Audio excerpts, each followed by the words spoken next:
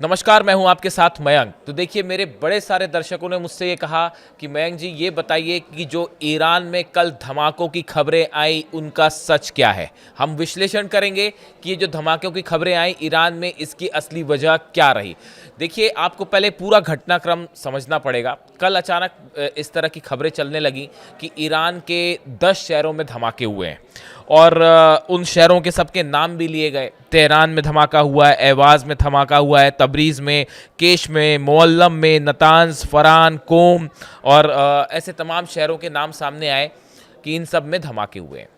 इसी बीच एक तस्वीर सामने आती है जो कि बंदर अब्बास की तस्वीर है, जिसमें एक बिल्डिंग जो है वो उसको क्षति पहुंची दिखाई दी गई, उसके 2 फ्लोर तबाह हो गए और इस तरह के दावे होने लगे कि ये जो हमले हैं ये एयर स्ट्राइक से किए गए और ईरान के आईआरजीसी के एक नेवी कमांडर हैं अली रेज़ा, इनको निशाना बनाते हुए ये हमला किया गया है। इस तरह के दावे आए और कुछ लोगों ने तो ये भी कह दिया कि अली रेज़ा जो है उनकी मौत हो गई इस हमले में। इस तरह की तमाम खबरें मीडिया में चलने लगी। अब देखिए, मैं ध्यान से फॉलो कर रहा था जिस समय ये कल बीती रात भर जब ये खबरें आ रही थी। मैं पूरी तेहरान की जितनी न्यूज़ एजेंसीज़ हैं, मिडिल ईस्ट के जितने बड़े अखबार हैं, न्यूज़ एजेंसीज़ हैं, मैं सबको फॉलो कर रहा था। अब हम इसको समझने की कोशिश करते हैं कि ये आखिर इसके पीछे का सच क्या है। देखिए, सबसे पहली बात नंबर 1 कि जो तस्वीर धमाके की बंदर अब्बास से आई है वो तस्वीर सच है। उसमें आप देख सकते हैं बिल्डिंग तबाह हुई है, लेकिन आप इसको जरा गौर से देखिए। इस बिल्डिंग को, इस बिल्डिंग का ऊपरी जो हिस्सा है वो तबाह नहीं हुआ। बीच के जो फ्लोर नीचे के हैं वो तबाह हुए हैं। यानी ये किसी भी तरह का मिसाइल अटैक नहीं था, ये क्रूज मिसाइल अटैक नहीं था। बात नंबर 1, जिस तरह के दावे हुए कि ईरान पर मिसाइल हमला हो गया, बिल्कुल ऐसा नहीं था।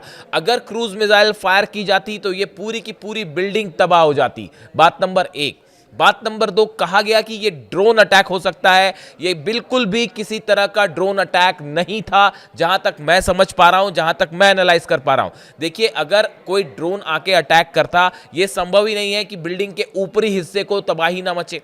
ऊपरी हिस्से में जो है वो नुकसान, बीच के 2 हिस्से में फ्लोर पे जो है नुकसान हो जाए, ऊपर की बिल्डिंग में खास नुकसान नहीं है, सिर्फ शीशे टूटे, ये संभव नहीं है। अगर आप ड्रोन से कोई बड़ा धमाका करते हैं, बॉम्ब ड्रॉप करते हैं या इस तरह का कुछ चीज़ होती है तो पूरी बिल्डिंग को नुकसान पहुंचता, सिर्फ 2 फ्लोर को नुकसान नहीं पहुंचता।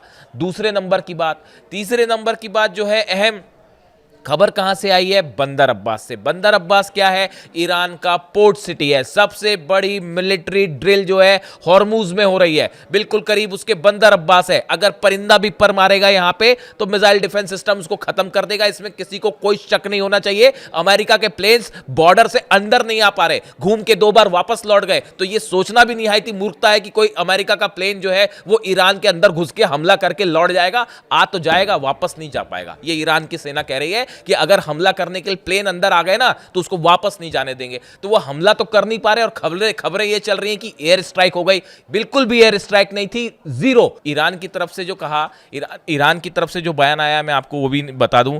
The initial cause of the building accident in Bandar Abbas was a gas leak and buildup leading to an explosion.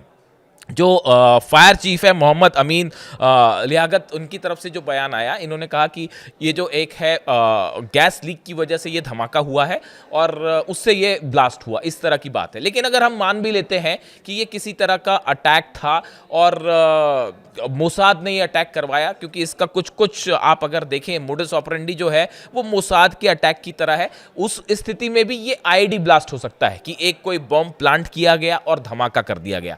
ये कोई क्रूज अटैक नहीं है मिसाइल का, ये ड्रोन अटैक बिल्कुल भी नहीं है। कम से कम मैं तो इसको मानने को तैयार नहीं हूं। और ईरान ने भी मना कर दिया है कि नहीं, आईआरजीसी ने साफ मना कर दिया कि साहब ना तो हमारे किसी कमांडर को टारगेट किया गया और ना ये जो बिल्डिंग थी वो आईआरजीसी का कोई गेस्ट हाउस नहीं था। ये इस तरह की खबरें बेसलेस हैं। ये हो सकता है भाई, देखिए वॉर की स्थिति है, कुछ भी हो सकता है। ईरान में कई जगह प्रदर्शन हुए, हिंसा हुई, बड़े सारे जासूस हैं, बड़े सारे स्लीपर सेल्स ईरान में काम कर रहे हैं, इसमें कोई शक नहीं है, जो मोसाद के भेजे हुए हैं। अब वो उसमें से किसी ने जाके वहां पे बम ब्लास्ट कर दिया हो, आईडी एक्सप्लोजन, इसका नेचर बहुत कुछ आईडी एक्सप्लोजन की तरह है। अगर आप फॉलो करते हैं, जो धमाके होते हैं, मैं फॉलो करता हूं सबको कि किस नेचर का ब्लास्ट है, कितना उससे नुकसान हुआ है, तो ये it's more like ID blast. अगर ये है तो या तो हो सकता है जो ईरान कह रहा है वही सच हो कि ये गैस गैस लीक की वजह से हुआ, या अगर कोई इसमें फाउल प्ले है भी तो ये आईईडी ब्लास्ट था जो कि बिल्डिंग के बाहर रख के इसको ब्लास्ट किया गया। अब ये फिलहाल ईरान की तरफ से कहा गया इसमें हमारे कोई नेवी कमांडर की ना इसमें कोई घायल हुआ है ना कोई किसी की मौत हुई है, बेसलेस खबरें। तो ये बात एक तरफ हो गई। अच्छा, ये जो खबरें चली कि ईरान के कई शहरों में धमाके हैं, इसमें कल बड़ी हैरान करने वाली चीज़ें भी थी। एक तस्वीर में देख रहा था कि एक खुले इलाके में ईरान के एक खेत में आग लग गई और धुआं उठ रहा है। अब साहब घास वास रखी हुई है ईरान के कुछ इलाके में, वो खेत में कहीं रखी, उसमें आग लगी है, अब वो धुआं उठ रहा है। अब दूर से जो है किसी ने फोटो खींच के डाल दी कि साहब यहाँ भी हमला हुआ है, तो अब खेत में हमला होगा क्या? तो बिल्कुल बेसलेस होती है, एकदम बेसलेस। 10 शहरों में धमाके हो गए और इतने लोग मारे गए, ऐसा कुछ नहीं था, एकदम बेसलेस बात थी। हाँ, ये बंदर अब्बास में जो अटैक हुआ ये बिल्कुल सही था कि ये हमला हुआ है, यहाँ पे ब्लास्ट हुआ है, लेकिन उसकी वजह क्या है ये अब तक साफ नहीं है। अब देखिए, ये जैसी खबर आई कि भाई ईरान में सब जगह खबर चलने लग गई पूरे दुनिया भर के मीडिया में कि ईरान में ब्लास्ट हुए हैं, सबसे पहला बयान इजराइल की तरफ से आ गया। इजराइल कह रहा भैया हमने हमला नहीं किया, हमला नहीं किया। उसको इजराइल को ये चिंता सता रही है कि अगर कहीं ये मान लीजिए ईरान ने ये मान लिया कि ये इजराइल का हमला है और मिसाइलें तान दी तो क्या होगा, मिसाइलें दाग दी तो क्या होगा, तेल अवीव का क्या होगा, हाइफा का। और वहां पे ईरान पे तो जो है एक बिल्डिंग के बाहर हमला हुआ है जिसमें 2 फ्लोर खराब हुए, 2 फ्लोर तबाह हुए, और अगर तेल अवीव पे मिसाइलें बरस गई तो फिर क्या होगा। तो इजराइल की तरफ से तुरंत बयान आने शुरू हो गए कि अरे भाई इस धमाके में हमारा हाथ नहीं है, इस धमाके में हमारा हाथ नहीं है, हमने धमाका नहीं करवाया। मतलब गजब का खौफ साहब। अब देखिए बयान कल रात के फॉलो कीजिए इजराइल क्या कह रहा है। तो देखिए ये इस तरह से खबरें आनी शुरू हुई। अब इस बीच एक और इंटरेस्टिंग चीज हुई, ये पूरा घटनाक्रम लाइन से चलता रहा। अचानक से जब ये ब्लास्ट की खबरें हैं, इसी बीच ईरान के आसमान पे कई शहरों में कई सारी मिसाइल्स दिखाई देने लग गई। तो अब लोगों को थोड़ा सा लोगों ने कोरिलेट किया कि भाई उसी समय धमाके हुए हैं और उसी समय आसमान में मिसाइल्स भी दिखाई दे रही हैं।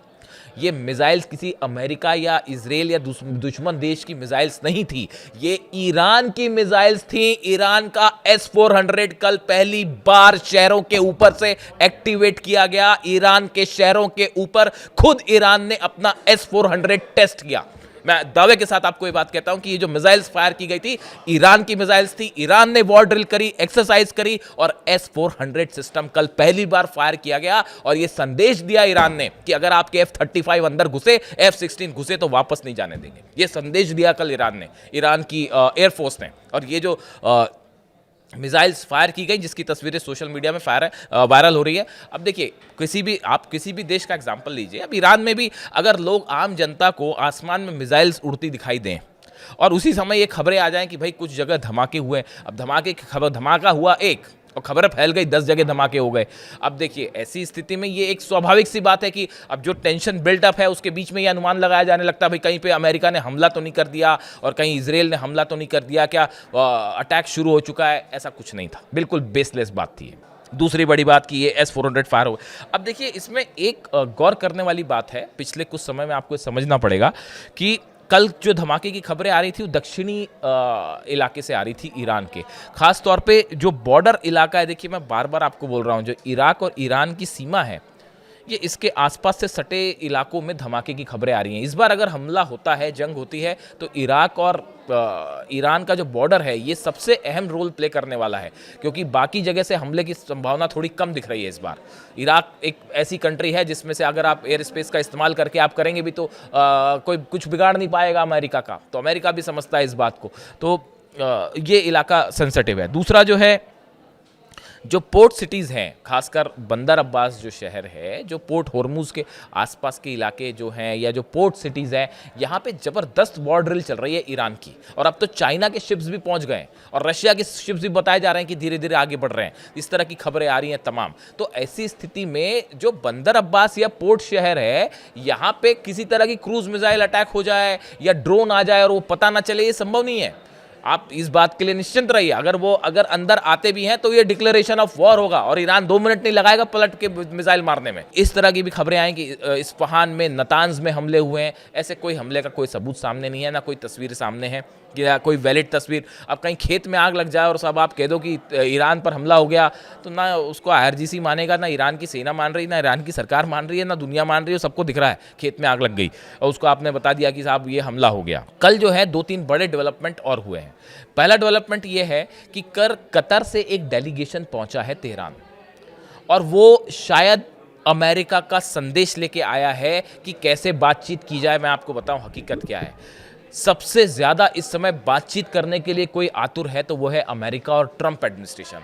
इतनी बड़ी फजीयत हो गई है कि आपने इतना बड़ा बेड़ा भेज दिया, अब्राहम लिंकन को भेज दिया, और ब्यूटीफुल आर्माडा जो कह रहे हैं वो आ रहा है। जॉर्ज डब्ल्यू बुश जो है दूसरा एयरक्राफ्ट कैरियर वो भी पहुंचने वाला है। इतनी सारी आपने सबमरीन्स लगा दी, वॉरशिप लगा दी। अब इनका करना क्या है, सवाल ये है। ना हमला करते बन रहा है, ना पीछे हटते बन रहा है, बदनामी हो रही है। तो ऐसी सिचुएशन में कि अब करा जाए तो क्या करा जाए, तो सबसे बढ़िया तरीका ये किसी तरह से ईरान से बातचीत शुरू कर दी जाए, और ताकि ये मामला ही खत्म हो और वापस हम अपना लाव लश्कर जो लाएं वो लेके वापस चलें। अमेरिका की तरफ से लगातार कोशिश हो रही है कि किसी तरह ईरान को टॉकिंग टेबल पे लाया जाए और बात की जाए। ईरान कोशिश नहीं कर रहा है, ईरान से ज़्यादा आतुर तो अमेरिका है, भाई किसी तरह से बात हो जाए, बात हो जाए। और यही वजह है कि कतर का एक डेलीगेशन कल पहुंचा तेहरान, और बताया जाता है कि ईरान से जो है वो किसी तरह से एक ग्राउंड वर्क तैयार किया जा रहा है कि बातचीत शुरू हो। और इसका ही दूसरा एग्जाम्पल ये है कि अली लारिजानी साहब जो हैं, ही वेंट टू मॉस्को, रूस गए वो। परसों इस तरह की खबरें आई थी रात को कि ईरान के एयर स्पेस में एक प्रेसिडेंशियल प्लेन टेक ऑफ किया और वो मॉस्को की तरफ रवाना हुआ। तमाम उसको लेकर बातें आई। मैं फॉलो करता हूँ उसको, पूरा ईरान का जो एयर स्पेस है क्या होता है, कैसे होता है, एक एक बारीकी से एक एक चीज़ पे हम नज़र रखते हैं।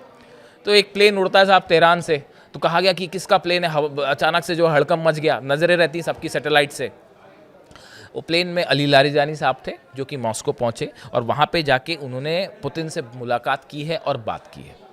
अब इस पूरे मामले में रूस का रोल भी बेहद अहम हो गया है। अब देखिए, एक अली लारिजानी साहब का एक जो पोस्ट आया है, उन्होंने कहा है कि मीडिया वॉर से बनाए जा रहे माहौल के उलट बातचीत के लिए एक स्ट्रक्चर बनाने का काम चल रहा है। देखिए, जो बात मैं आपसे कह रहा था ना कि हवाई खबरें चल रही है बहुत सारी, खासकर मिडिल ईस्ट में, और इजराइल के अखबारों में तो और ज़्यादा चल रही हैं कि साहब जो है जंग हो गई, हमला हो गया, या इस तरह की जो तमाम बातें हैं। अली लारिजानी साहब ने क्या कहा कि मीडिया वॉर से बनाए जा रहे माहौल के उलट, कि एक जो बड़ा हवा क्रिएट किया जा रहा है, वॉर होगा, नहीं हो रहा ऐसा कुछ, और बातचीत के लिए एक स्ट्रक्चर बनाने का काम चल रहा है।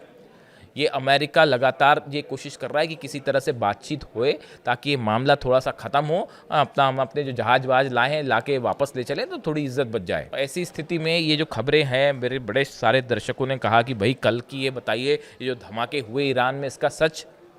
बंदर अब्बास में धमाका हुआ है, शायद एक आध जगह और धमाके की खबर है, लेकिन ये किसी तरह का एयर स्ट्राइक नहीं था, ये ड्रोन स्ट्राइक नहीं थी, ये या तो हादसा है जैसा ईरान कह रहा है। ईरान ही ज़्यादा बेहतर बताए, हम यहाँ बैठे बैठे हम तो कोई आकलन कर नहीं सकते, हवाई खबर तो आपको बताएंगे नहीं। ईरान का कहना है कि ये गैस लीक से ब्लास्ट है, लेकिन अगर ये फाउल प्ले है भी तो ये आईडी ब्लास्ट था, और कोई ऐसे बड़े स्केल पर नहीं था ये ब्लास्ट कि कोई वॉर वाले लेवल का ब्लास्ट हो, ऐसा बिल्कुल नहीं था। अब इससे जुड़ा जो भी अपडेट होगा, देखिए अगले 4-5 घंटे बेहद अहम होने वाले। इनफैक्ट अगले 48 घंटे में ये तय हो सकता है कि क्या ईरान अमेरिका की बातचीत शुरू होगी और या फिर मामला वॉर की तरफ आगे बढ़ेगा। ये अगले 48 घंटे में तय हो जाएगा। मैं पूरे हालात पे नज़र है, जो भी अपडेट होगा, जैसी कोई नई खबर आएगी मैं आप तक ज़रूर पहुँचाऊँगा। कमेंट करके बताइए आपको वीडियो कैसा लगा। Thank you so much.